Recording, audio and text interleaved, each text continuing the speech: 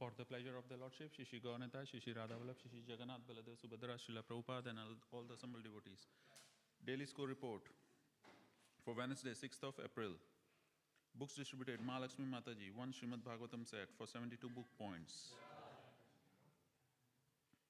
Preaching score, Melbourne Uni Lunch, 115 guests for 500 Lakshmi points.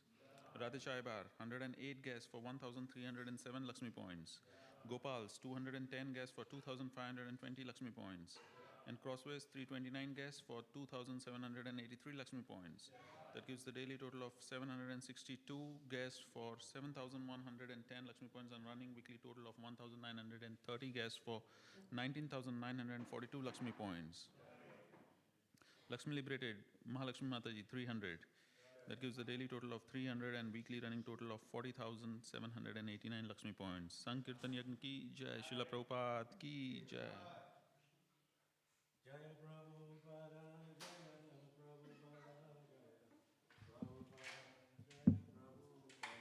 Jaya Prabhupada,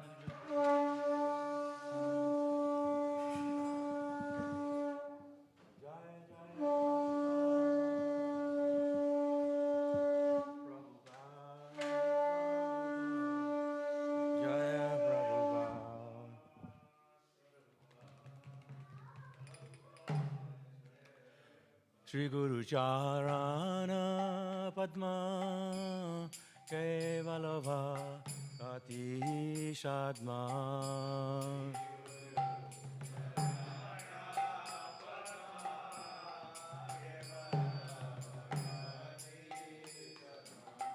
Shri Guru Charana Padma Kevalabha Kati Shadma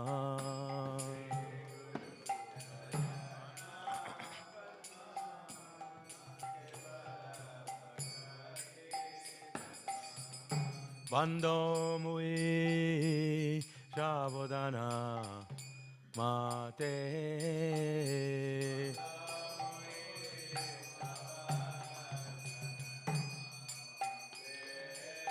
Banda Mui Shabodana Mate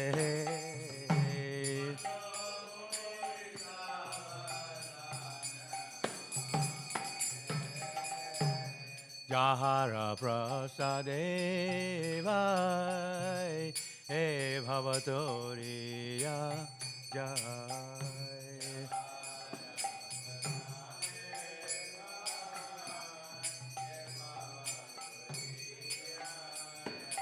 Jahara Prasadevai He Bhavatoriya Jai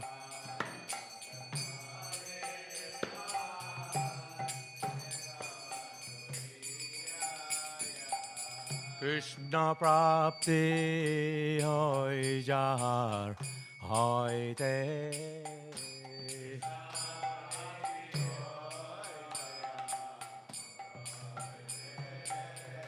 Krishna Prapti Hoy Jahar Hoy Te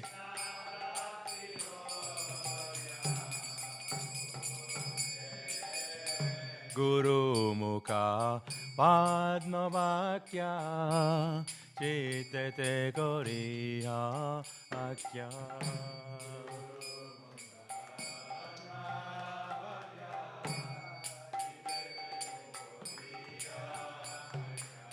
Guru Mukha Padma Vakya Chitete Koriya Akya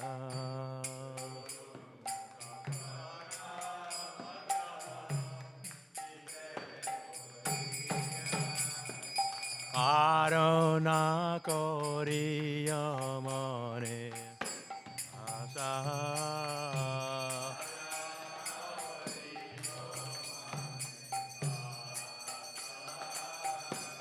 Arona Koriya Mane Asa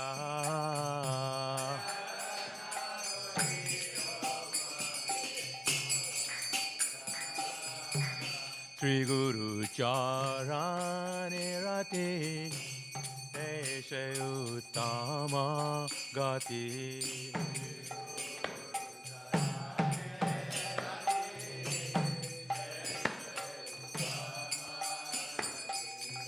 Sri Guru Charani Rati Eshe Uttama Gati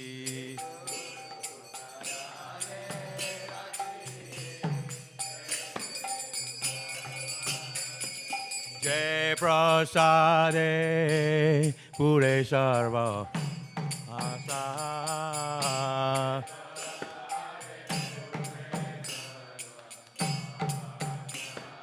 Jai Prasade Pure Sarva Asa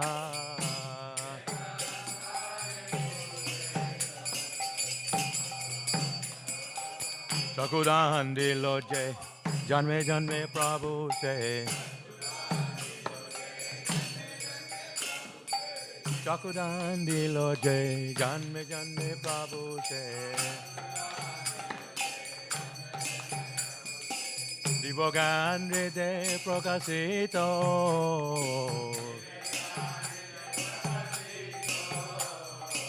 Divogan Rite Prokasito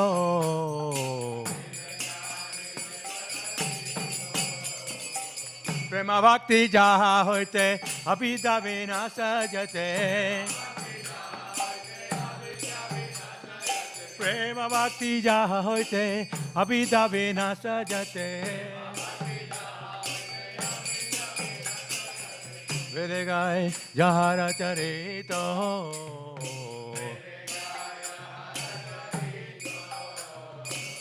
Vedagai Jara Charito Shigoro Karuna Sindhu Adama Janara Bandhu Shigoro Karuna Sindhu Adama Janara Bandhu Lokena Lokera Jivana Lokena Lokera Jivana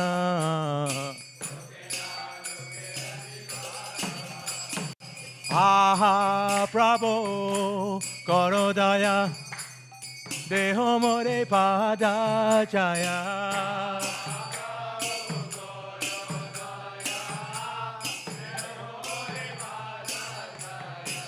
Aha Prabhu Korodaya Deho More Pada Chaya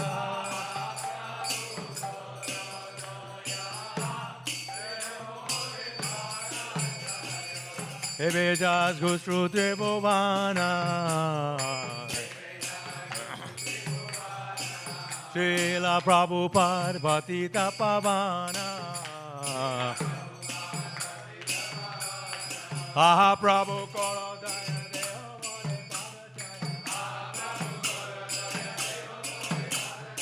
Aha Prabhu Korodaya Deho More Pada Chaya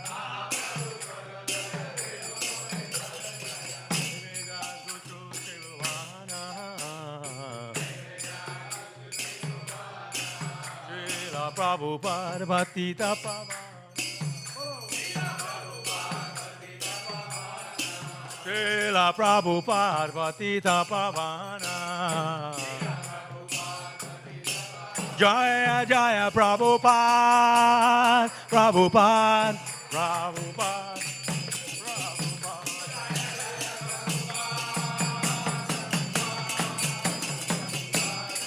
Jaya Jaya Prabhupada Prabhupada, Prabhupada, Jaya Prabhupada.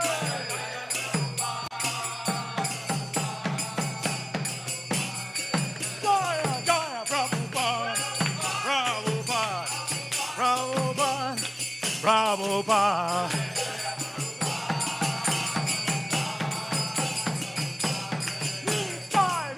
Haribo, Haribo, Haribo, Gora Haribo.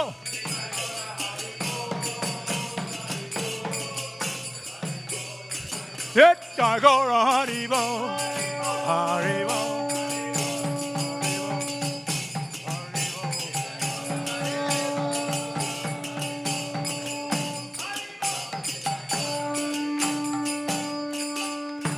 Srila Prabhupada ki Namo Vishnu Padaya Krishna Prasthaya Bhutale Srimate Bhakti Vedanta Swami Namine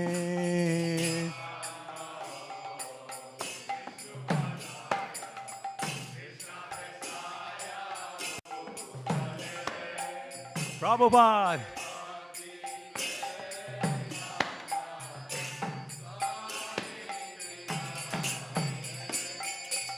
Namaste Saraswati Deve Gauravani Pracharine Nirvishesha Sunyavadi Askata Desatarine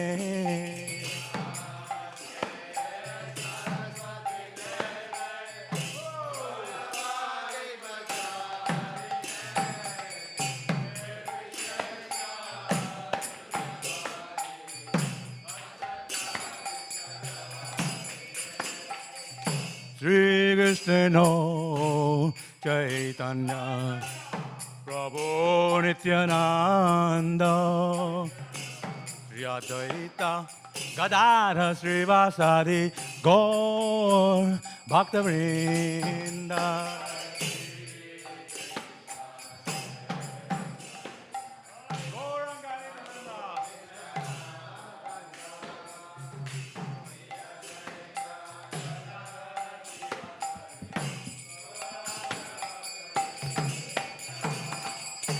Shri Krishna Chaitanya Prabhu Nityananda Shri Advaita Gadara Srivasadi Gaur Bhaktivedanta.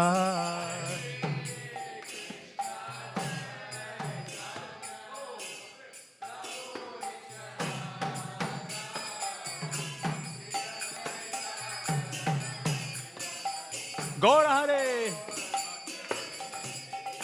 Jaya Sri Krishna Chaitanya Prabhu Nityananda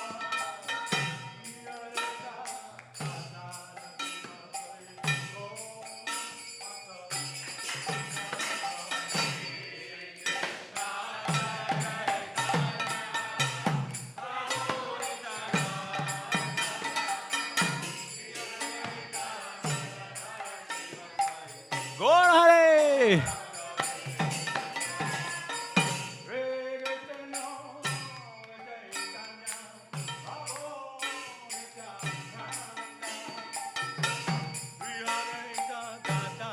Srivasadi Gaur Bhakta Vrinda.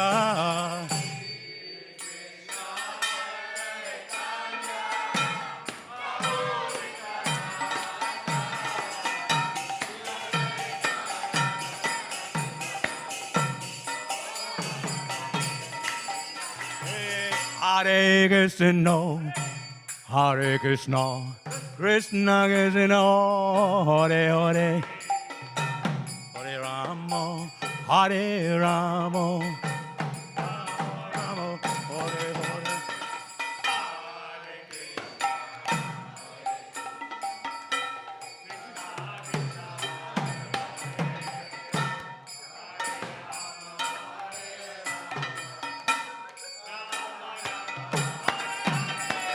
Hare Krishna, Hare Krishna, Krishna Krishna, Hare Hare, Hare Rama, Hare Rama, Hare Hare.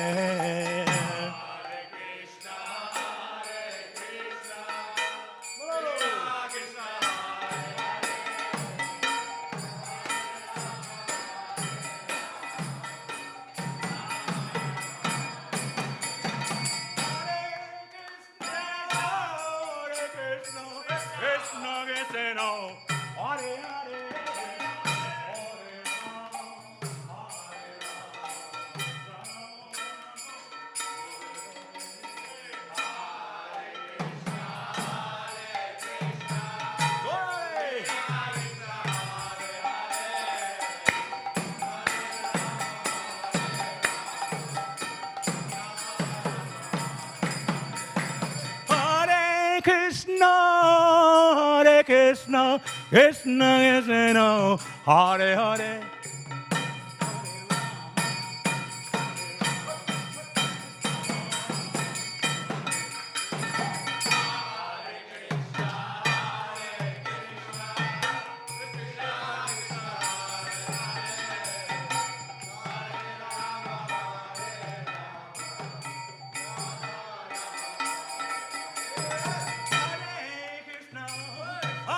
Krishna, Krishna Krishna, Hare Hare, Hare Rama,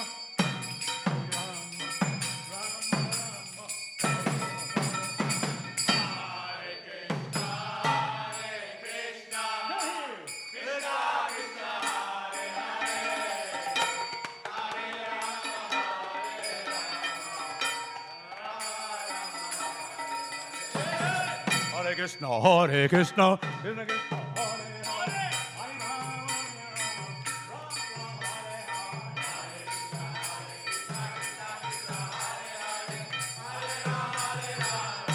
Krishna, Hare Hare, Hare Rama,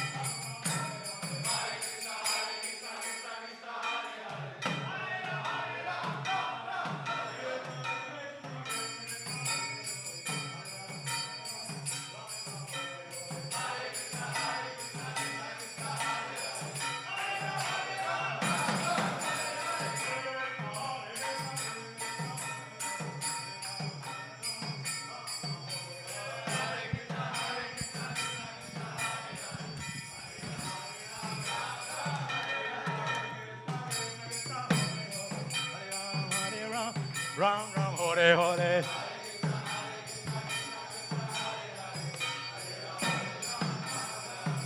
Hare Krishna, Krishna Krishna, Hare Hare, Hare Ram, Hare Ram, Ram Ram, Hare Hare.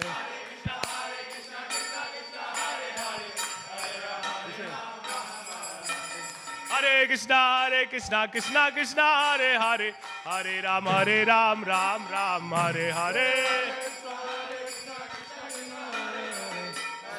Hare Ram, Ram Ram, Hare Hare Krishna, Krishna Krishna, Hare Hare, Hare Ram, Ram Ram, Hare Hare. Hare Krishna, Krishna Krishna, Hare Hare, Hare Ram, Ram Ram, Hare Hare. Hare Krishna, Krishna Krishna, Hare Hare, Hare Ram, Ram Ram, Hare Hare. Krishna,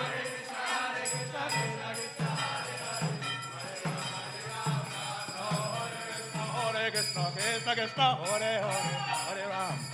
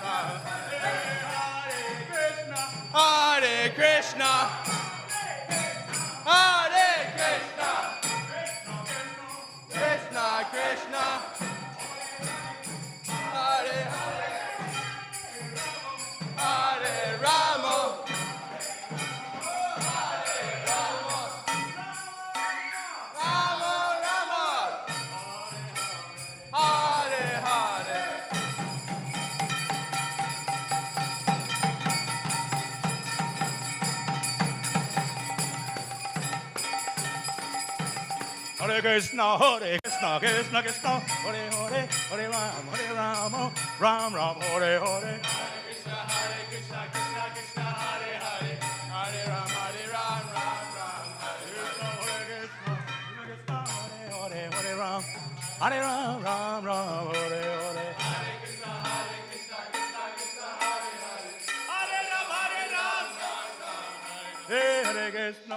Krishna, Krishna Krishna, Hare Hare, Hare Ram, Ram Ram, Hare Hare. Hare Krishna, Krishna Krishna, Hare Hare, Hare Ram, Ram Ram. Jaya Jaya Prabhupada, Prabhupada, Prabhupada, Jaya Jaya Prabhupada, Jaya Jaya Prabhupada, Prabhupada, Jaya Jaya Prabhupada, Prabhupada, Jaya Jaya Prabhupada, Hari Bol, Hari Bol, Nitya Gaura Hari Bol, Hari Bol, Hari Bol, Nitya Gaura Hari Bol, Haribo, Haribo, Nitya Gaura Haribo. Nitya Gaura Hari Bol, Hari Bol, Hari Bol, Nitya Gaura Hari Bol,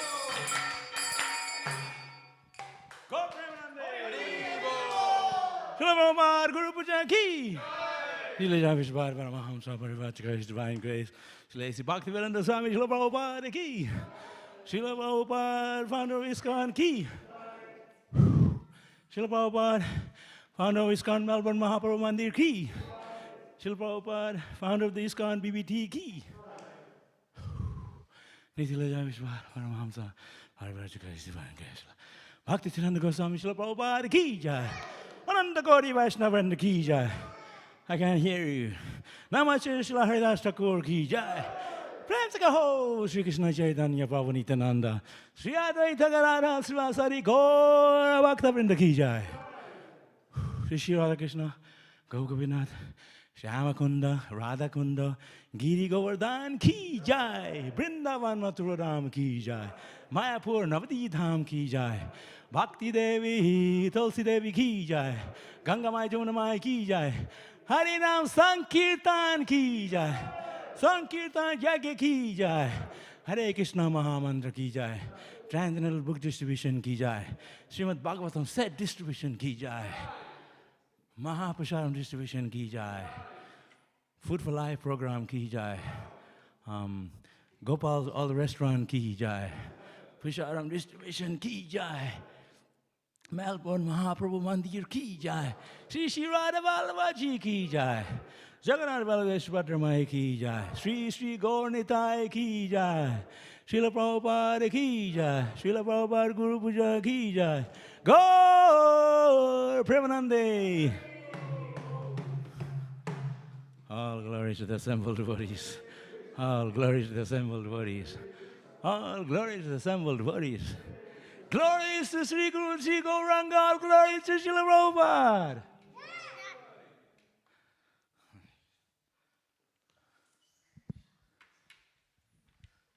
The Lord's feet of our spiritual master.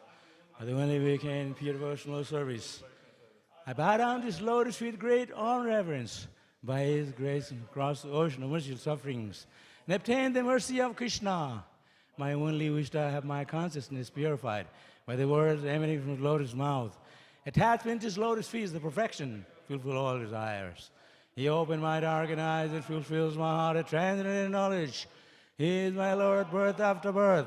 When man extracts, prema emanates, by being destroyed. The Vedic scriptures sing of His character. Our spiritual master, the ocean of mercy, the friend of the poor, the Lord and master of the devotees. O Master, be merciful unto us. Give us the shade of Your lotus feet. Your fame is spread all over the three world. We take shelter of Your lotus. Save the whole world. Srila Prabhupada ki jai. At whose feet all masters sit. Srila Prabhupada ki jai. Gaur Premanande.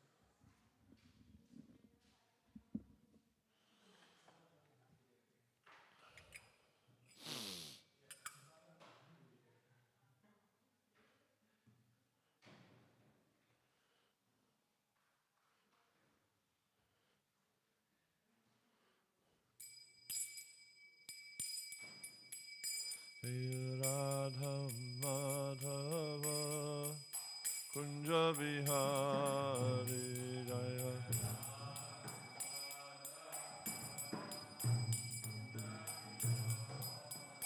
Jaya Radha Madhava Kunja Vihari Jaya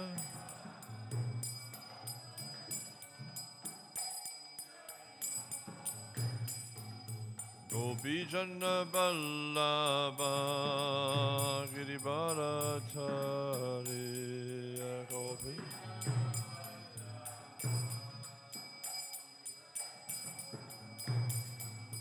Gopi Jana Ballabha Giribharatari Gopi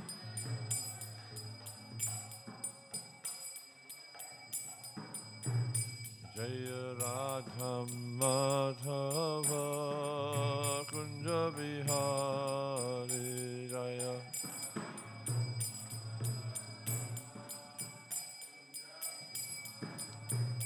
Jaya Radha Madhava Kunja Vihari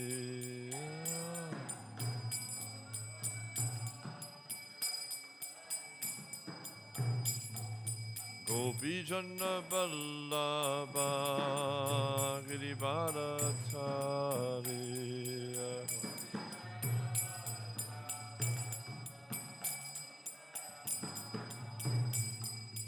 Gopi Jana Ballabha Giribharatari Gopi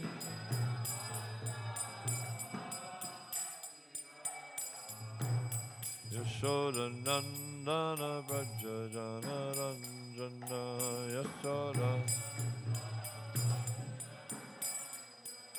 Yashoda Nandana Braja Jana Ranjana Yashoda Nandana Yamuna Tira Banachari Yamuna Yamuna Tira Banachari Yamuna Jaya Radha Madhava Kunja Vihari Jaya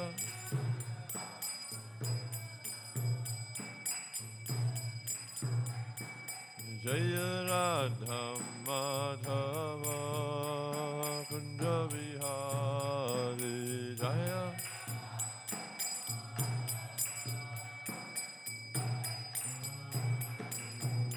Gopi Jana Ballabha Giribharatari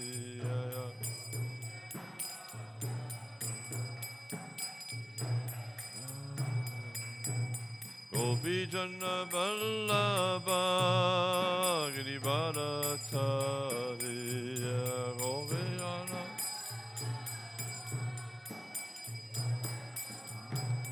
Yashoda Nandana Braja Jana Ranjana Yashoda Yashoda Nandana Braja Jana Ranjana Yashoda Nandana Yamuna Tira Banachari Yamuna Yamuna Tira Banachari Yamuna Jaya Radha Madhava Kunja Vihari Jaya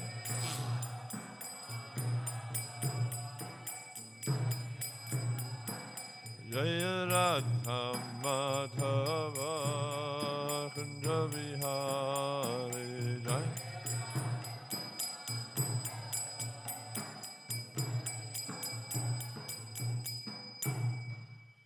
Jai Nitya Vishnu Vishnupad Paramahamsa Parivrajacharya Ashto Tarastasa Śrīmad His Divine Grace of Hare Charana Ravinda Bhaktivedanta Swami Prabhupada Ki ISKCON BBD Founder-Acharya Save the whole world Srila Prabhupada Ki Jai Nitya Vishnu Vishnupad Paramahamsa Parivrajacharya Ashto Tarastasa Śrīmad His Divine Grace of Bhaktivedanta Saraswati Thakur Maharaj Ki Ananta Koti Vaishnavindiki Namacharya Shiradas Thakur Ki Premsakaho Sri Krishna Chaitanya Prabhu Nityananda Sri Advaita Gadadhara Sri Sari Gaura Bhaktivinoda Sri Sri Radha Krishna Gokovana Shamakund Radha Kungiri Govardhana Ki Brajbhumi Sri Vrindavanama Ki Navadip Mai Purdhama Ki Purushtam Chacha Chakarapuriyama Ki Ganga Mai Ki Jamuna Mai Ki Bhakti Devi Ki Tulasi Maharani Ki Samaveta Bhaktivinoda Ki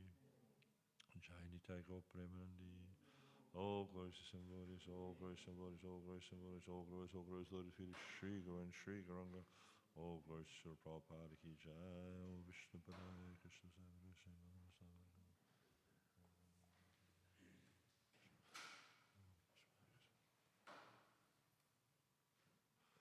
Om Namo Bhagavate Vasudevaya. Om Namo Bhagavate Vasudevaya. Om Namo Bhagavate Vasudevaya. Te cha pitra samadishta. Te cha pitra samadishta. Te cha pitra samadishta. Praja sage idrita vrata. Praja sage idrita vrata. Praja sage idrita vrata. Te cha pitra samadishta. Praja sage idrita vrata. Narayana Saro Jagmu. Narayana Saro Jagmu. Narayana Saro Jagmu. Yatra Siddha Swa Purvajaha. Yatra Siddha Swa Purvajaha. Yatra Siddha Swa Purvajaha. Narayana Saro Jagmu. Yatra Siddha Swa Purvajaha. Techa Pitra Samadishta. Prajasage Drita Prataha. Narayana Saro Jagmur. Yatra Siddha Sapurvajaha. Tache Pitra Samadishta. Prajasage Drita Prataha. Narayana Saro Jagmur. Yatra Siddha Sapurvajaha.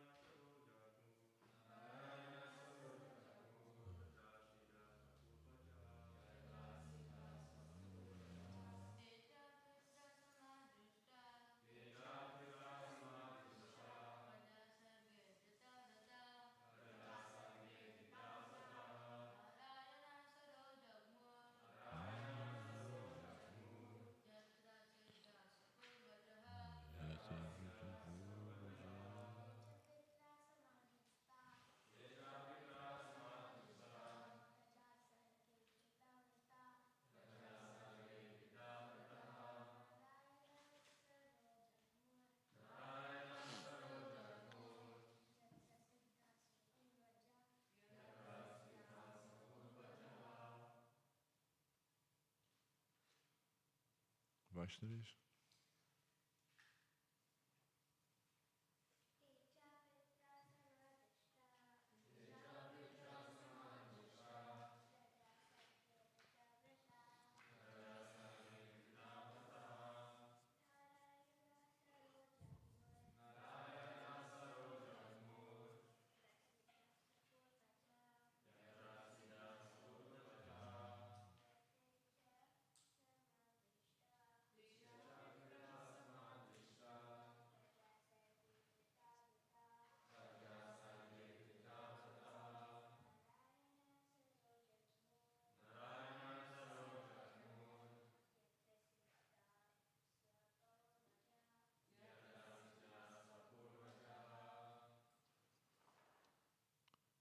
Te, these sons, the Savalashvas, Cha and Pitra, by their father, Samadhishta, being ordered, Prajasage,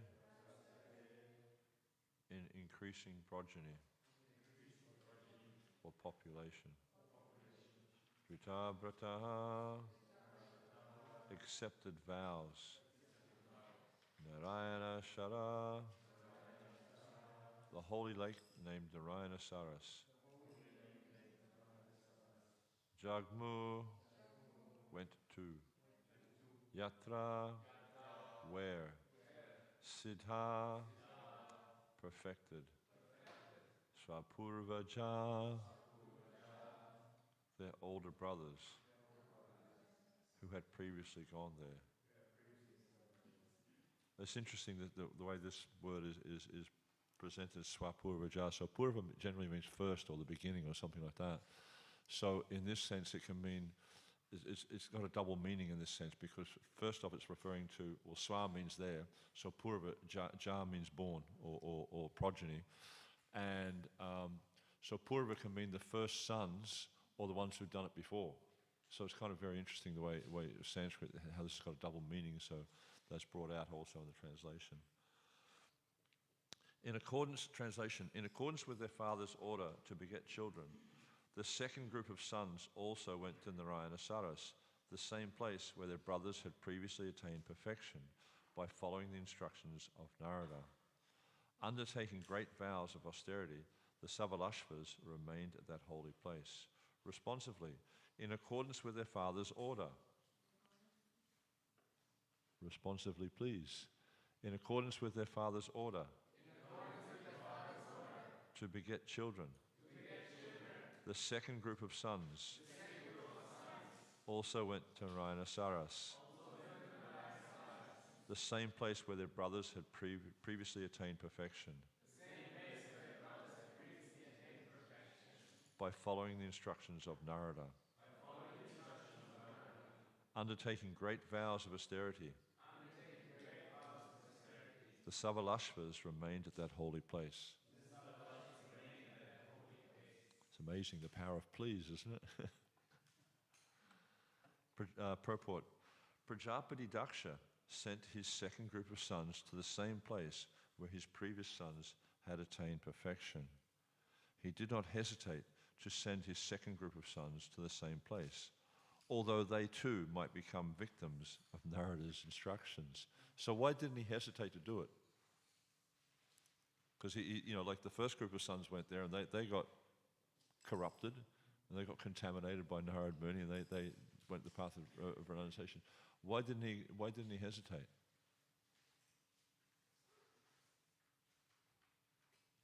No thoughts on that? Huh? Why didn't he hesitate? Daksha.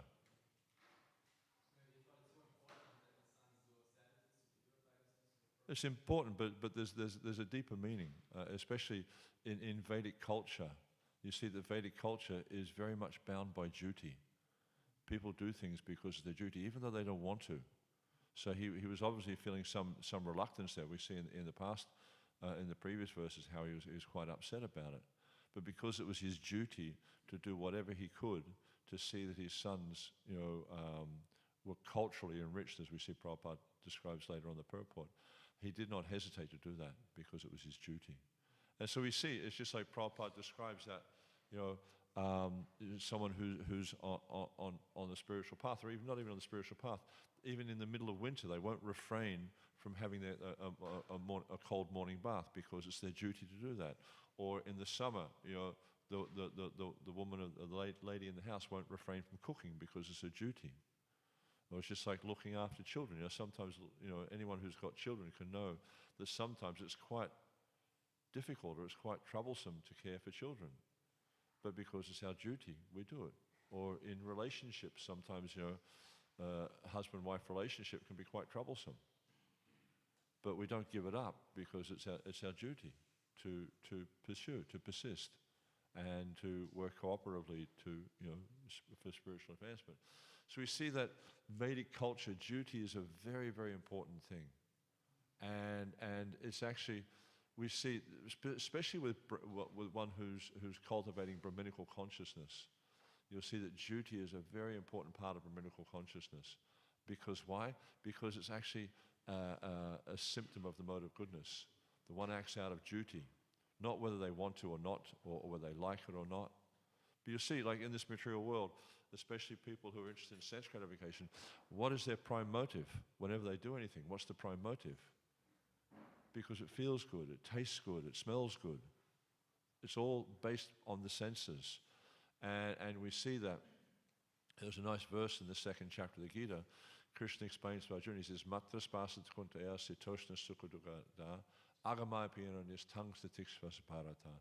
He said the non-permanent appearance of happiness and distress are just like the appearance and disappearance of summer and winter seasons. It arises from sensory perception. And this is the whole motive in this material world, is everyone is motivated by their senses. Whatever feels good to them or smells good to them, or they think they're going to get a good experience from it, they do it. But Krishna is saying to Arjuna, he says, Tang satiksha bharata. You tolerate these things. It may not be nice to you, or may not be pleasing for you, but you tolerate these things because why? Because it is your duty. You're a Kshatriya, you have to fight. Arjuna was trying to resist the idea of fighting because it wasn't pleasing to him to kill his relatives, especially his grandfather, who was dearer to him than his own life, and his martial guru. He was being instructed by Krishna. He was put in the situation where he had to kill these persons, and that wasn't pleasing to him. But then Krishna pointed out to Arjuna that your duty as a Kshatriya is to fight. Otherwise, you not only will you bring about your own ruination, but you'll bring about the ruination of generations to come because you haven't followed your duty. And we see what's happening in this world now is that people do not act out of duty. Therefore, those who are their dependents also following their path. And we see, what's that? Yadyadachirati shestas tatareva jana saya pramanam kurute lokas taranava. That whatever acts a great man does, the common man will follow. And whatever standards he sets by exemplary acts, all the world pursues. So we see like the leaders, because they're not acting properly, therefore the citizens don't act properly. I mean, it's so common, anyone who follows the news, it's so common where you hear that someone who's in a big position acts badly. All the time. Like there's a big, I haven't read it or much about it or anything, but I know there's a controversy going on right now. It's in the news, and every second news article you see has got something to do with it. There's this movie star, and he slapped another person in the face, like in public on global television, right? So this is going to become a thing now that because this person's seen as being a leader in society. I mean, actors. I mean, really, the leaders of society. I mean, they're just portraying illusion. But now the actors and sports stars, they're the big people. They're the ones who are paid all the money. They're the leaders of society, and so whatever they do, whatever standards they set by their acts, then everyone's going to follow that. And we see that if a movie star or some sort of fashion icon wears a particular type of clothes, then we see that all the young men and women are dressing the same. same hairdo, same sunglasses, same, I remember a few years ago, I was in London, and I noticed that all the girls were wearing pants with rips in them. Like they had knees torn out and things like that. And apparently it was because some famous singer had done the thing, and so they were all following her. So it's like, I remember when I was a child, the Beatles, like, it's like, I grew up short back and sides. That was it, just like a military haircut. And everyone in my age group did the same thing. And when the Beatles became popular, that all went out the window. We all started to have long hair because, they were the most popular people in the world at the time. And so whatever they did, and these other, rock and roll groups and stuff, because they were the famous people, then we all followed. There was no kind of like, discrimination. It's just because they did it, we're going to do it, And so this is how things happen in this world, how we find that trends come along. They have these things on the internet called influencers. People who are, like I think on Instagram that there's some people who've got like many millions of followers. I mean, I don't sort of do social media very much because I just find it such a drain of energy. But we use social media in the deity ministry to promote the deity worship. But we see that there are people on social media who have millions upon millions of followers, and that they become what they call influencers, because what they do, people follow. They'll put up a post about something, and everyone comments on the post. They like the post and all this sort of stuff. So they become influencers. But actually, in spiritual life, we're meant to become the influencers. But the way you influence, the way you're meant to influence, is by exemplary acts, not by degraded acts. And we see that, in this day and age, it's very common that those people who are influencers are actually influencing people to abominable behavior or irreligious behavior. But then we see here Daksha, because of he understood his duty. I think Jamuna Leela Mataji was talking about this yesterday, how he actually understood Dharma. He understood what his Dharma was. But because he was a karmi, and Prabhupada elaborates this very clearly in one of the latter purports of this chapter, that Daksha was a karmi. His whole motive was to improve himself, improve his situation, to expand his dynasty. Yeah, and therefore he had he was a great personality, there's no doubt about this. And we can see in the Bhagavatam and in the Vedic literatures, there's descriptions of so many persons there who had opportunities that we hanker for. They, like Daksha, he got direct darshan of the Supreme Personality of Godhead. But what did he ask for? What did he ask when he saw Krishna? What was his goal? He wanted sexual prowess. He wanted to be able to, because his duty was, his service was to be a progenitor. So he just took that. Okay, this is what I need, and this is what I need from Krishna. I need the blessing so I can be a very, very effective progenitor, which in one sense is okay, but it's not the ultimate goal of life. And this is where Daksha was missing the point. He didn't really catch the point of what was the ultimate goal of life. He was more interested in doing his material duty rather than actually pursuing the ultimate goal of life, which is to become Krishna conscious. And we see there's a really nice verse. I think it's in the 11th canto. Devashi Bhutat Rinunam Pritrinam Nakinkaro Nayam Rini Chara Jan Savatmana. What's the last one? Huh? Gatom Mukundam Parahitakatum. That this talks about, and we see later on that Daksha will make the same point when he's chastising Narada after Narada preaches to the Savalashas and they renounce. He's saying that they haven't fulfilled their debts. They've got 3 debts, to the spiritual masters, the saintly persons. I think the spiritual master, saintly persons, and to their father. They haven't fulfilled those obligations. But we see in the Bhagavatam, this is I think this is Karbhajana Muni is speaking this verse in the 11th canto, where he says that for one who's taken to the practice of devotional service, Gato Mukundam Parahita Kartum, or Sharanam Sharanyanyam. That, you know, for one who's surrendered to the Supreme Personality of Godhead, and they're on the path, this Gato Mukundam Parahita Kartum, who's on this path of bhakti, they don't have any debt. They don't have these material debts. You know, because this is something that's often misunderstood, is the difference between spiritual life and material life. Even we see, you know, it's quite common. Our son has a yoga studio in Brisbane, and we see, you know, like, he's very clear. He's not in illusion about, you know, spiritual life, material life, or you know, yoga being, you know, whatever. But we see that many of the people, the practitioners who come and take up yoga, they feel that they're doing some spiritual process.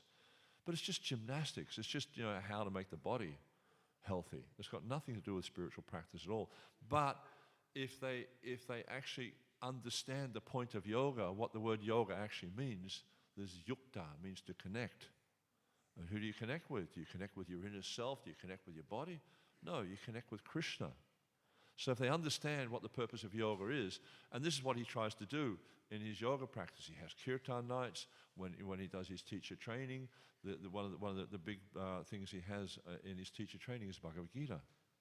He trains them in the principles of Bhagavad Gita. So actually their yoga becomes a transcendental journey rather than just learning how to have a healthy body. And ultimately, you know, we see why do they want to have healthy bodies, so they can enjoy themselves more, they can have increased sex life, etc., etc. You know, so we see that, you know, basically, you know, materialistic people, they put a materialistic slant on everything, and they feel that the goal of life is to, you know, have a you know, a happy and peaceful life, or to have a prosperous life. This is what they want. Not that their focus is to understand that the goal of life is to take shelter of the Supreme Personality of Godhead and eventually go back home, back to Godhead. So Daksha's, you know, he's had this opportunity. It's been, you know, the Supreme Personality of Godhead has come before him directly and spoken to him and you know, given him blessings. And what does he ask for, you know? Give me sexual prowess so that I can procreate. He could have asked Krishna for pure unalloyed devotional service, but that wasn't his interest. And we see there's so many examples of this. There's even one story that Prabhupada tells. You know, there's this woman who was walking around. She picked up this bundle of sticks. And you see them, especially in Vrindavan side of India. They have these massive big bundles on their heads, you know, sticks and things like that. And then, you know, so she was walking along, and then this big wind came and blew some of the sticks off her head. And you know, because she, you know, like usually you see when they have these big bundles on their head, they don't get them there on their own. Is someone picks them up and helps them get it on their head, you know? And so anyhow, so the sticks blew off, and she was thinking, oh, how am I going to pick these up? And she's calling out, oh, Krishna, please come, you know, please help me. And so she was calling out so sincerely that Krishna appeared. And when Krishna appeared, what did she ask for? Oh, now you've come, please bless me with pure devotional service. What would you ask for, Hare? Huh? Would you ask for pure devotional service? You hope so, yeah? But she asked for Krishna to pick up the sticks. And that's what we see these materialistic persons do, is they're praying. They're praying to Krishna, you know, for you know, some material benediction. But we see that Mahaprabhu is just asking him, he says, Nadaram Najanam Nasundaram Kavitam Vajagadishkamani. He's saying, I don't want these things. I don't want this material benediction. I just want your courses, unalloyed devotional service, birth after birth. Because Mahaprabhu, he's giving us this instruction so we can understand what is the goal of life. What is the purpose of our life? What is the purpose of human form of life? The purpose of human form of life, and Prahlad Maharaj points this out in the 7th canto. He says, Komanam Achyar Prakyo Daman Bhagavatamiha Durabam Manasam Jama Tarapi Adruv Matadam. That from the tender age of childhood, from, you know, Komara, which means 5 years old, one should practice the activities of devotional service. Give up all these other things, because ultimately they're ephemeral, they're temporary, they're ultimately useless. They cannot help you. At the moment of death, it does not matter how much wealth you have. It does not matter how beautiful your wife is or how handsome your husband is. It doesn't matter how wonderful your children are. At the moment of death, the only thing that can help you is Krishna consciousness. The only thing that can help you is your relationship with Krishna. This is really, this is the whole focus of the Bhagavatam. You'll see there's so many wonderful stories are being told here in the Bhagavatam. This story here is demonstrating how Daksha was missing the point. It was also demonstrating how Narada Muni fully understood the point of the human form of life. Therefore, he's coming and he's speaking to the Haryashvas. They accept Narada as their spiritual master. They practice renunciation. They follow the path of Paramahamsas. And the Savalashvas will see, they'll follow the same path. They're following the path of their elder brothers because they see. And Narada Muni, he preaches to them like that. Well, your elder brothers did it, you should do it too. Narada Muni is always looking for this opportunity to present Krishna consciousness to people. There's so many wonderful stories of how Narada Muni comes and he's presenting Krishna consciousness. And even we see later on that Daksha, he was so upset when the Shavalashvas decided to renounce, that Narada Muni thought, oh, this is a good opportunity. Now they're upset. I'll go and present Krishna consciousness to him. But Daksha didn't respond in a very good way. He got quite upset and actually cursed Narada Muni, which he saw as a good thing. He saw this as great. I don't mind. It just gives me more opportunity to preach. So it's quite a wonderful story. So they might become victims of Narada's instructions. According to the Vedic culture, one should be trained in spiritual understanding as a brahmachari before entering household life to beget children. There's that nice verse from the beginning of the 6th canto, tapasya brahmacharyena samena cha damena cha chagena sachisocha yamena niyamena va. That it talks about how one should engage in tapasya, practice austerities as a brahmachari, to control the mind, to control the senses. Very, very important. And we see here that Daksha, he's understanding that this is a really important part because of one's cultural growth. Because in brahmacharya, you learn to control the senses. So first off, one practices celibacy.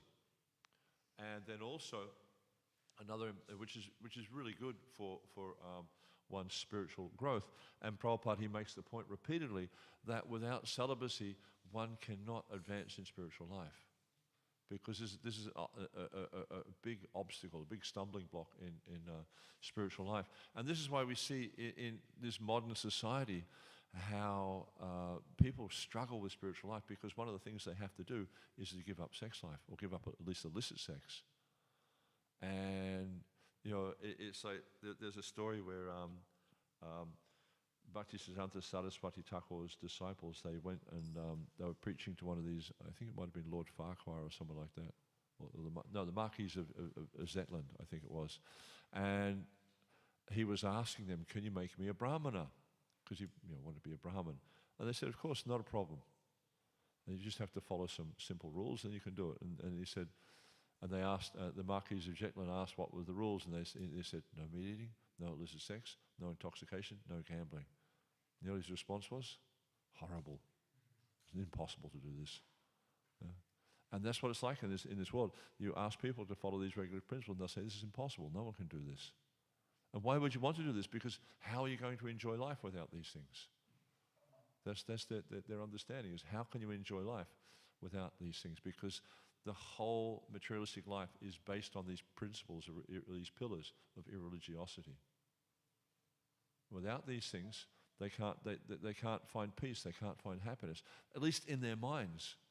But actually we find, if you step back and you look at these things, you'll see that these things are actually the cause of their disturbance, the cause of their unpeaceful minds.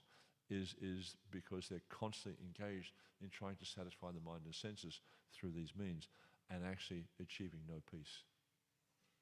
And this is the situation for everyone in this world. They don't achieve peace because they don't know how. They don't know where to look. And so, practicing brahmacharya is a very, very important part of one's cultural evolution. But also, there's another important part about brahmacharya, is when this is described I've forgotten where, maybe you know where it is, Gopa Brindesh. It describes that, it's later on in the Bhagavatam from memory, that when one is a brahmachari, then they serve the spiritual master. And it mentions how, when the spiritual master gives instruction to the brahmachari just says, yes, sir. There's no negotiation. There's no, well, I don't really like this. I like it like that. No. For a brahmachari, it's just, yes, sir. So, this is really important because it helps one to control the mind. It's just like, you look, for instance, when people join the army, and when they're in the army, they have this training which sometimes, at least to us, might seem quite mindless. Why are they forcing them to do these things? They have to go on these marches where they've got a heavy backpack full of rocks and stuff like that, and they march for kilometre after kilometre. Sometimes they have to jog or run or whatever, and they really push them. They really push them hard. And like, if they disobey or if they slack off, there's discipline. But the whole point there is that, like, this is in peacetime where they really push them hard. But when they, and they have to condition them to following orders, because if they're in the thick of battle, when things get difficult, and if they can't follow orders, then how will the soldiers be successful in war? So it's the same for us in devotional service, that when things are easy, we need to be strictly regulated in terms of following the rules and regulations of the process of sadhana, because sometimes it happens that things get difficult. The mind and senses push. And when the mind and senses start to push us, it becomes very difficult to control the mind, to control the senses, to focus on Krishna. But if we are habituated to this, if it's our daily practice, then when these things come, it's of no concern. It's just like, it's like there's this analogy is given in one of the songs of Lochan Das Thakur, where it's like, it's water off a lotus leaf. When you go over down, there's if you walk around, there's a big lake there. And if you walk around the lake, you get up towards the back, and there's a smaller lake, and there's lotuses growing in that lake. And so you can see in the rain what happens. Like the lotus leaf is kind of a little bit shaped like that, round, it's shaped like that, so it's like a cup. And then when it rains, the water just, it falls in there, and it gets to a point where there's a critical mass. There's so much water, it's too much for the stem to hold, so it just goes like that, and it dumps all the water out. And you'll notice the leaf's completely dry. So, if we can become habituated to controlling our senses, to controlling our mind, then when the material desires come, or when there's stimulation for the senses, we just dismiss it as unimportant, which it is. It's unimportant. And that's why brahmacharya is very, very important, to help to control the mind and senses through regulation, through following the instructions of the Guru. This is the Vedic system. Thus, Prajapati Daksha sent his second group of sons for cultural improvement. I thought that was a really interesting term, cultural improvement. Despite the risk that because of the instructions of Narada, they might become as intelligent as their older brothers. So Prabhupada's making it, this is quite an interesting point. They might become as intelligent. So it seems to me that he's indicating like what Daksha's instructing them wasn't so intelligent, but following the instructions of Narada Muni, this is very intelligent. As a dutiful father, he did not hesitate to allow his sons to receive cultural instructions concerning the perfection of life. He depended upon them to choose whether to return home back to Godhead or to rot in this material world in various species of life. They're pretty strong statements. In all circumstances, the duty of the father is to give cultural education to his sons, who must later decide which way to go. Responsible fathers should not hinder their sons who are making cultural advancement in association with the Krishna consciousness movement. This is not a father's duty. The duty of a father is to give his son complete freedom to make his choice after becoming spiritually advanced by following the instructions of the spiritual master. So many important points that Srila Prabhupada is making here in this purport. And there's a few others I just want to touch on. One of the points that Prabhupada's making here is that he talks about this cultural improvement. Because as we understand, in this age, or Bhaktisiddhanta Saraswati Thakur's point out, he says, Kalo Sutra Sambhava. In this age, everyone's born a Sudra or less. So, it's important for us to engage in this cultural improvement, because we see, like, if you look at the nature of Sudras, is their business really is just to follow the guidance or the orders of others, and to be directed, especially by the Brahmanas, but also by the Kshatriyas and the Vaishyas. So in this age, this cultural improvement is very, very important. And this is why the International Society for Krishna Consciousness is so important. Srila Prabhupada said this movement is meant for a cultural re-spiritualization of humanity at large, because it's the culture, the way people act with each other, the way they socially interact, the way they view the world. This is about culture. In this modern age, as I was saying before, people view the world with a view to how can I enjoy the world. But actually, the proper understanding is this world is Krishna's energy. Krishna says in the Gita, he says, Aham savasya pravo mata savam prabhatate, that everything emanates from me. All spiritual and material energy, it all comes from me. And so a wise person, as it mentions, iti buddha bhava, so it says, buddha, one who's intelligent, bhava, who has intelligent nature. So they'll worship me in all circumstances.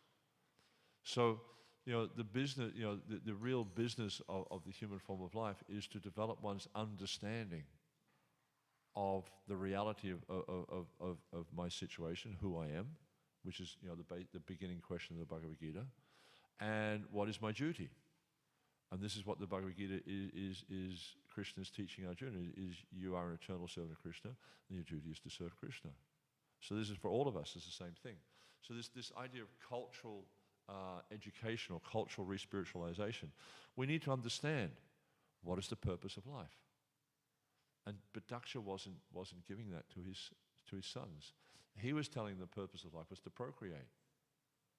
But I mean, it's like Rishabh Dev says, this kind of enjoyment is available to the hogs and dogs which eat stool. They all do this. So what's the advantage of that? But no, the human form of life, as Prahlad Maharaj points out, is meant for Dharma. It's meant for understanding who you are and what is your purpose. And without understanding that, you know better than, as I was saying the other day, the Hitopadesh references, without understanding that, you know better than an animal. So this is not what human life is about. And then, so he talks about this cultural spiritualization, but also the whole point of making decision is we actually have to make our own decisions in life. It's like, and even when we come to spiritual life, and you see, to Krishna consciousness, sometimes we see that devotees will follow their authorities blindly. Of course, we follow authority. There's no doubt of that. But we should follow authority with intelligence. Try to understand why it is that we're being directed in a particular way. Srila Prabhupada said that he wanted his disciples to be independently thoughtful. Like, okay, the instructions are there in the Bhagavatam, and we read these instructions, but the idea is to understand why it is that we're being instructed in this way. But it's just like, if you take a medicine, right? Say for instance, you got a health regime you need to follow, you're taking medicine, you follow a particular diet. If you understand, for instance, that, okay, you may have some illness which is potentially could become cancerous, right? So the doctor says, oh, don't eat sugar, don't do this, like this. If you just, don't understand, then sometimes you might eat sugar or whatever like that. But if you understand the nature of sugar, how, especially white sugar, how it feeds cancerous cells, and like you have this propensity to develop cancer, then you're going to say, okay, now I understand why the doctor's saying this, I'm not going to do it. And you just make firm resolve, and you can see, okay, I don't do this. So the idea is not to become blind followers. Prabhupada, he denounced this idea of blind following. The idea is to follow intelligently. Understand that, yes, the Guru is giving me instruction. If I follow this instruction, it will help me in this way. But also I need to be understanding more about these instructions, to study more deeply how this can help me, how this can benefit me. Because sometimes what you see in spiritual life, particularly I've seen this in ISKCON, how like someone will surrender to the Guru and then want to hand over all their responsibility to the Guru. Right? So I'll just do whatever the Guru says, but in reality it's not, they don't really do it. And then what happens is like, the Guru will give some instruction which doesn't work out for them because they're unable to follow it properly, and they blame the Guru. But actually, the point that's being made here is that one has to voluntarily follow these things and take responsibility for your life, because ultimately, as it's to use a common phrase, is we have to fly our own plane. You'll see that in the story of Dhruva Maharaj. When Dhruva went back home to Godhead, because his mother, he saw his mother as his guru. When Dhruva went back home to Godhead, when the Vaikuntha airplane came to take him back home to Godhead, he asked the Vishnu Dutas, "What about my mother?" And they indicated that she was flying in another plane. And Prabhupada in the purport there, he clearly points out how in spiritual life we need to take our own responsibility. We need to take responsibility for our spiritual advancement and not expect that someone else is going to do it for us. It's a really important point. It's like you hear about sometimes with the Mayavadis, particularly there's one in West Bengal. What was his name? Ramakrishna. With his disciple Vivekananda, there's a description there how he touched his head and he felt this like bolt of electricity, and he passed out, and the Guru passed out, and when they came to, he was realized. What a load of hogwash.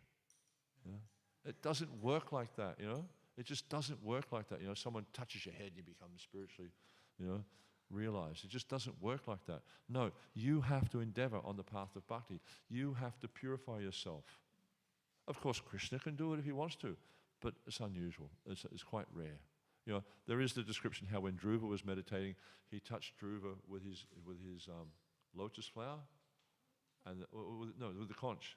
He touched him with the conch, and then he became spiritually surcharged. That's the nature of Krishna. But in the spiritual practice, generally we have to work very diligently to achieve success. So there are really many important points. And Prabhupada's making the point that it's the duty of the father to give the instruction, but it's the choice of the son to follow or not follow, how to apply those instructions in their life. And then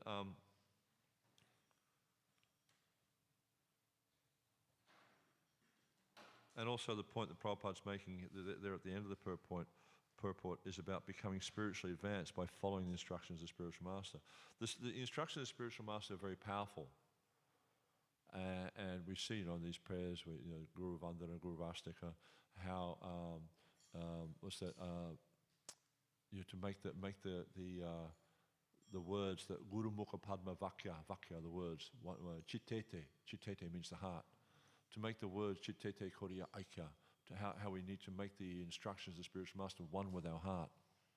So it means like when the Guru gives an instruction, we follow, but we don't follow blindly. We understand how, and if you don't understand, then ask.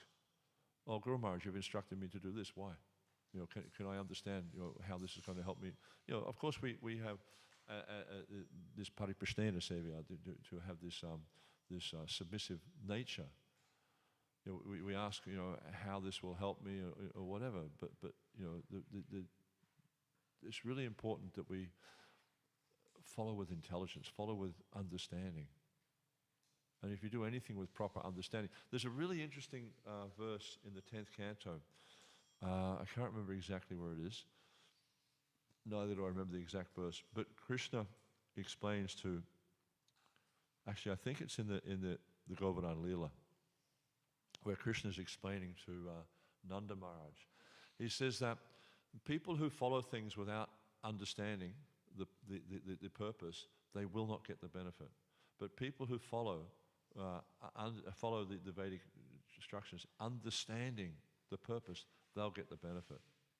So it's really important you understand, okay, this is the spiritual process, but and these instructions in the Shastra, these instructions in the Guru, but we need to understand what is the purpose, how this helps me to evolve. Not we just like blindly follow. You'll definitely get benefit because the process is so powerful, But if you inquire submissively from the Guru, if you inquire submissively from the spiritual authorities, you will understand this process more deeply and it will be more effective. Just like anything, if you do anything with knowledge, it's going to be more effective for you. So it's a very important point. And then, so I thought that was a really interesting point there. And then, there's a few verses I wanted to just reference here, and this is from the fifth canto, chapter 5, verses 16, 17, 18. Due to ignorance, the materialistic person does not know anything about his real self-interest. So we see here, Daksha is bewildered about self-interest. He's thinking that his self-interest is to procreate. He's thinking it's the same for his sons, but he doesn't actually understand that the real self-interest, the auspicious path in life, is to become God-conscious. He's simply bound to material enjoyment by lusty desires, and all his plans are made for this purpose. That's exactly what's going on in this world. All the plans we see in this material world are just made for the purpose of trying to increase our enjoyment. Yeah. For temporary sense gratification, such a person creates a society of envy, and due to this mentality, he plunges into the ocean of suffering. Such a foolish person does not even know about this. You look at this world, what's going on. It's just a place of envy. People are making so many plans, but the ultimate result is they're suffering, and they're not even aware of it. They're suffering. They're so deeply immersed in their suffering, they're not even aware of it. If someone is ignorant and addicted to the path of samsara, how can one who is actually learned, merciful, and advanced in spiritual knowledge engage him in fruitive activity and thus further entangle him in material existence? If a blind man is walking down the wrong path, how can a gentleman allow him to continue on his way to danger? How can he approve this method? No wise or kind man can allow this. So we see this, like this first verse, in my mind, just talking about someone like Daksha. He's just thinking that, all I need to do is just improve my standard of enjoyment, and then I'll become happy. My sons will become happy. My dynasty will expand, etc. And then the second verse we see, this is talking about Narad Muni. Because he's a gentleman, he's a wise man, and he's seeing, if they follow this path, they're just going to be immersed in this ocean of worldly desires and suffering. And therefore he's saying, the only path for them to follow, and they're very qualified people, so the only path for them to follow is the path of bhakti. So therefore he instructs them, the same as he did with the Hayashvas. Yeah? And the last verse, one who cannot deliver his dependents from the path of repeated birth and death should never become a spiritual master, a father, a husband, a mother, or a worshipful demigod. So this is the duty when one becomes a father, a mother, a guru, anything like that. When one takes any position of leadership anywhere, then their duty is to deliver that person from the path of birth and death. And that's why we're all extremely fortunate that we've come in contact with this Krishna consciousness movement, because that's the purpose of this Krishna consciousness movement, is to deliver people from the path of repeated birth and death, to deliver people back to the lotus feet of Krishna. That's the purpose. And there's no other purpose behind it. And so if we understand this purpose, people come to ISKCON, and sometimes they have different motives. And Krishna points this out in the Gita, the four types of motives that people have. Distressed, the seeker of wealth, one who's inquisitive, and one who's searching after knowledge of the Absolute. But one who, even though one may have a different motive, if one actually understands the purpose of ISKCON, or the purpose of spiritual life, then ultimately they will achieve that more rapidly, more quickly. But if you don't understand, it can take lifetimes. So it's very important for us to understand what is the purpose of this Krishna consciousness movement. It's not about, welfare activities. It's not about, why do we distribute prasadam? This is a good example. Why do we distribute prasadam? To feed hungry people? It's got nothing to do with that at all. They may be hungry, so therefore there's a good opportunity for preaching. We distribute prasadam to connect people with Krishna, because Krishna prasad is non-different from Krishna. When they eat Krishna prasad, they come into contact with Krishna. Why do we chant the holy names in the streets? Is it because we like singing? No, it's because we're giving the holy name to people. And by chanting Krishna's holy name, then the Lord is dancing on their tongue. So, all these activities, this is like Prabhupada would call a missionary, organization. But the whole mission is to give people Krishna, understanding that when they come into contact with Krishna, this will, can bring about the end to their inauspicious life, and ultimately they'll return back home, back to Godhead. All right, I've finished there. Any questions at all? Yeah, Prabhu. Yeah.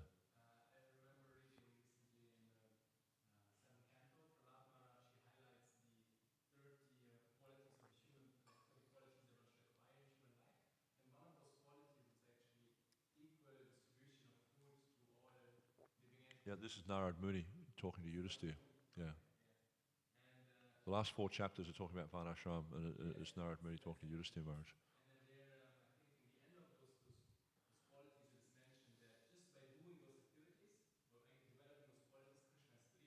Yeah. Yeah.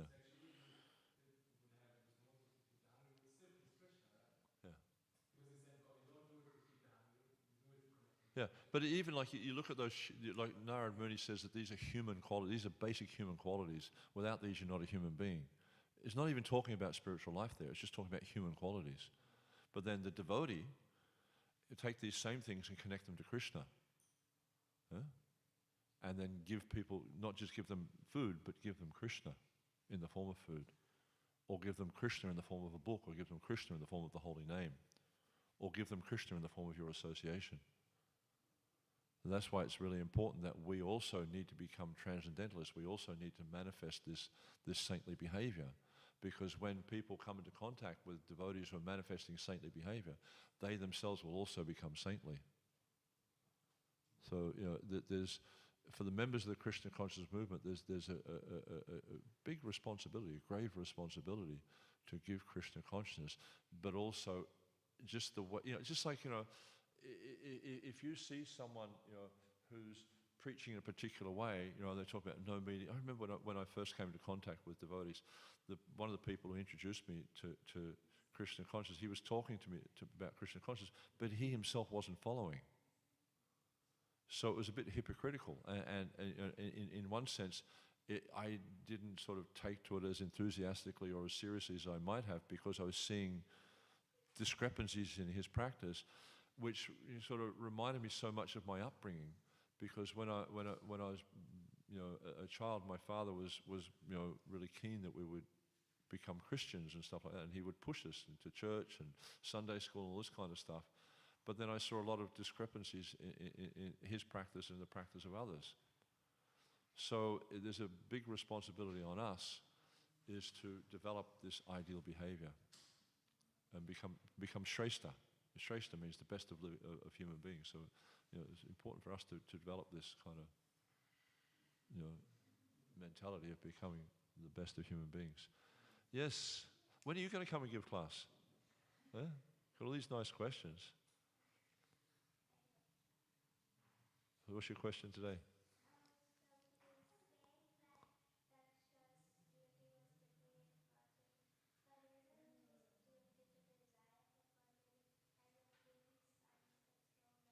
So even though he had a desire to create progeny, he what?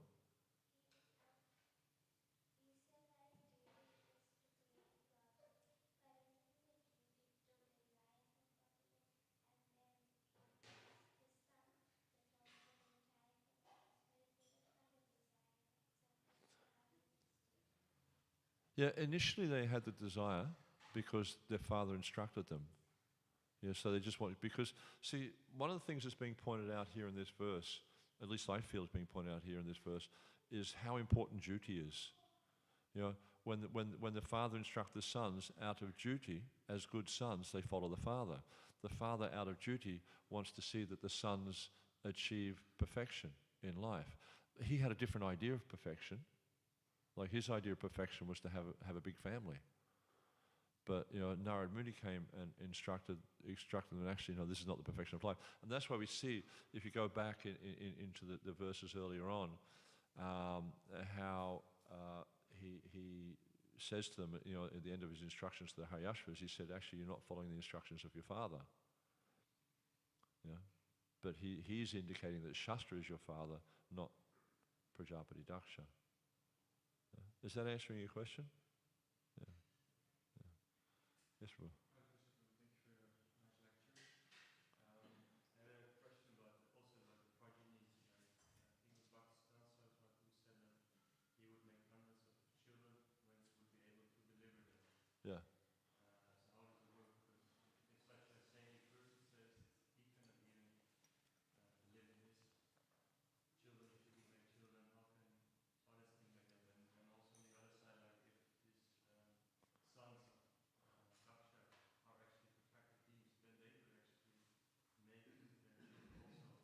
Yeah.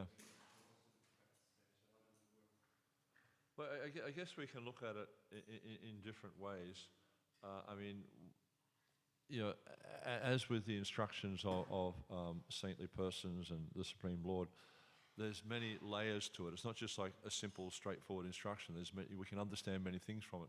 So several points I can get from this.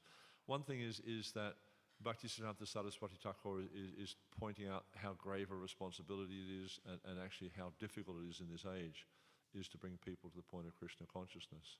So that's one thing I see there. Another thing I see in that is also, in his humble way, he's just saying, no, I don't want to waste time on stuff like that. I just want to present Krishna consciousness. And that was his determination, was just to give Krishna consciousness to others. So, yeah. Gopi, you have any reflections on that? Yeah.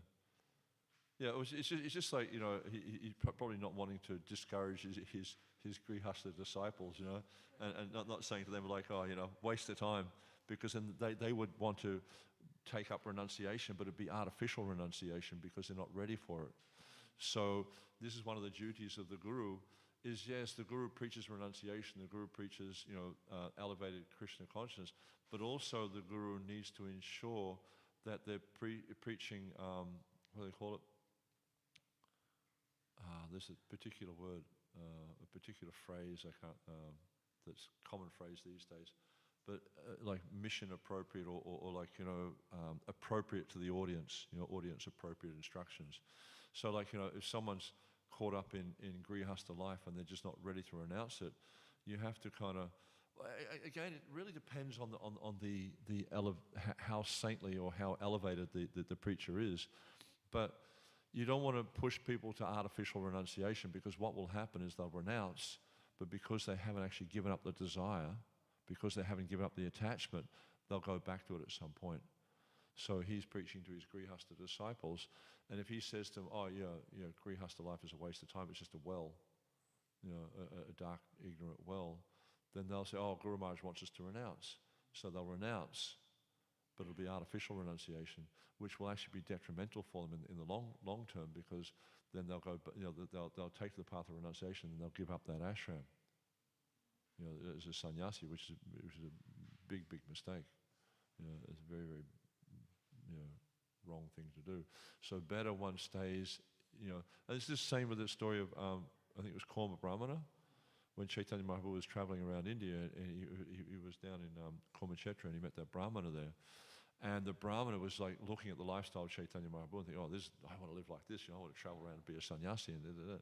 And then Mahaprabhu said, no, just stay where you are. He said, Yare dekhe tare kare Krishna upadesh. Wherever you are, whomever you meet, you preach Krishna to them. You don't have to take up the life of a renunciate if that is not your calling, if that is not your situation.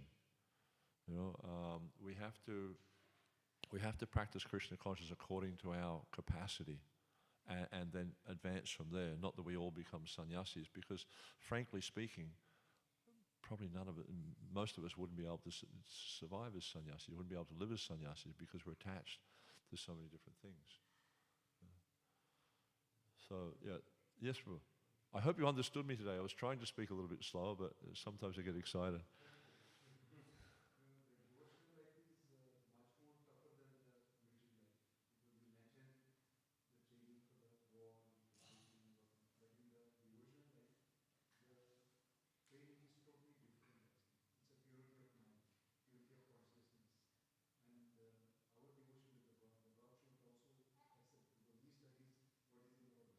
Yeah. Yeah. But devotional life essentially just means connecting everything with Krishna. Seeing the connection. Not just like connecting, but seeing how everything is actually connected to Krishna. This is real renunciation. And this is what Krishna is speaking to Arjuna in the 6th chapter of the Gita. This is real renunciation, is to see. Not to go to the forest and live like a mendicant. Real renunciation means, this is called yukta vairagya suchite. This is real renunciation, is where you see this sambandha. You see how everything is actually connected to Krishna. That's spiritual life. Because that means then that you have no proprietorship. That means then you're not trying to overlord, you're not trying to control. Because you see that everything is ultimately, it belongs to Krishna. And my business is to serve him. Because, and use these things because, if you understand that everything belongs to Krishna, just like, if you understand you work for a wealthy man, you understand everything belongs to the wealthy man, you use these things to serve the wealthy man. You don't use these things for your own sense gratification. And it's the same situation here. If we understand that everything belongs to Krishna and is to be used in his service, then we're actually Krishna conscious. This is the topmost yogi. And as Krishna says in the Gita, not he who lights no fire. Yeah? That's not the topmost yogi. The topmost yogi is he who uses everything to serve Krishna. If we use it to serve Krishna, we become liberated. If we use it to serve ourselves, we become bound up. Yeah. Okay. Thank you all very much. Srila Prabhupada ki. Samaveta Bhaktivedanta ki. Jai Nitai Gaur Premanandi.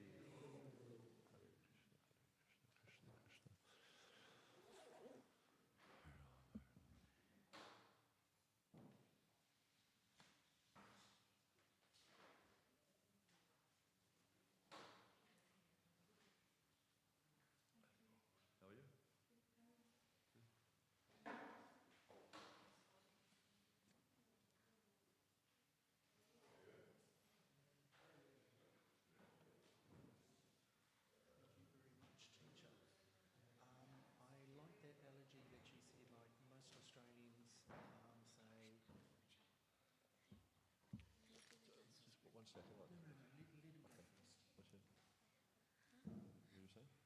Thank you for participating.